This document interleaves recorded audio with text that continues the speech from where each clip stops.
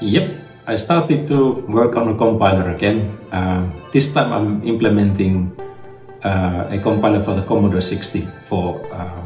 There's almost nothing there, and I thought it would be a good idea to share the whole progress with you. You get to see the ups and downs that go along with the implementation. There's really no plan. I'm thinking of trying things out to see what works and what doesn't. And also I'm collaborating with Bing Chat. Bing Chat has some good ideas and insights into things. You can definitely say that this is a long-term project. So the language is called Shark C64. It's not going to be C. This C64, it stands for the Commodore 64. I'll kind of start with the assumption that the language is going to be an imperative language and a modular one. It should definitely support multiple data types, and it should compile into a compact binary code. And I think most of all I would like the language to be readable. I suppose the biggest thing is that there is a logo for the language. You can already find this project in GitHub. I'll put the link into the description. So here you can find a README file, and from the README file you can basically find instructions on how to set up the environment, how to download and install the compiler, and how to compile a source file, and then eventually how to run the compiled program. To run the compiler you will be needing the latest version of Java, and also if you want to run the compiled program you will be needing something like a Wise emulator. There's also a manual, or basically an index to the description of the programming language. As for the releases, you can find them here in GitHub, and here's the very first version of it, and to download it, click on the assets and you can find the zip file. Here I have a Windows DOS prompt. In case if you're wondering what this komentokehote up there means, it's basically Finnish and it means DOS prompt. So, okay, so after you download and unzip the compiler file, you get a folder like Shark C64-0.1. That's where the compiler binaries are. So if we go and have a look at the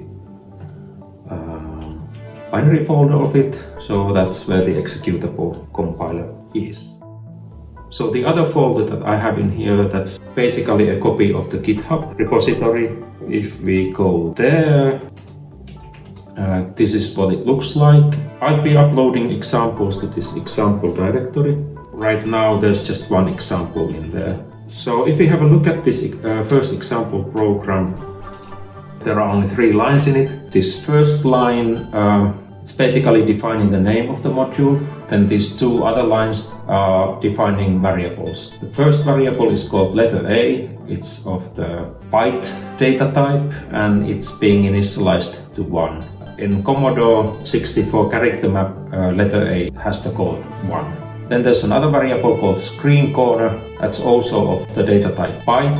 It is actually set to be at the address 400 in hexadecimal, and that's the upper left corner of the screen. And then it's being initialized to get the value of this letter A variable. So that's basically it.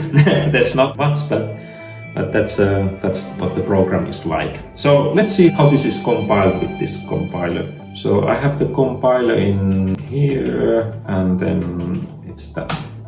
So if you just execute it without any parameters, it's going to show the version number, and it's also going to show where the GitHub repository is, and then it's going to show how this compiler is supposed to be used. So what I'm missing is 2 parameters. I have to provide the path to the folder where the source code is, and it's this current folder, and then I have to give the name of the file that I want to compile.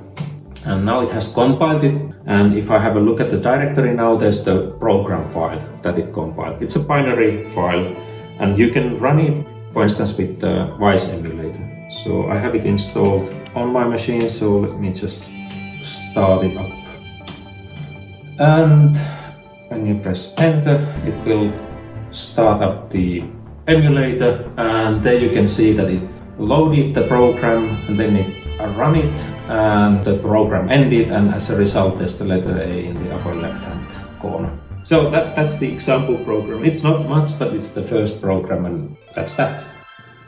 So as you can see, there's not much of an implementation, but I do feel like it's a good idea to share the whole progress. So I'll keep on working and posting new videos. Thanks for stopping by. See you!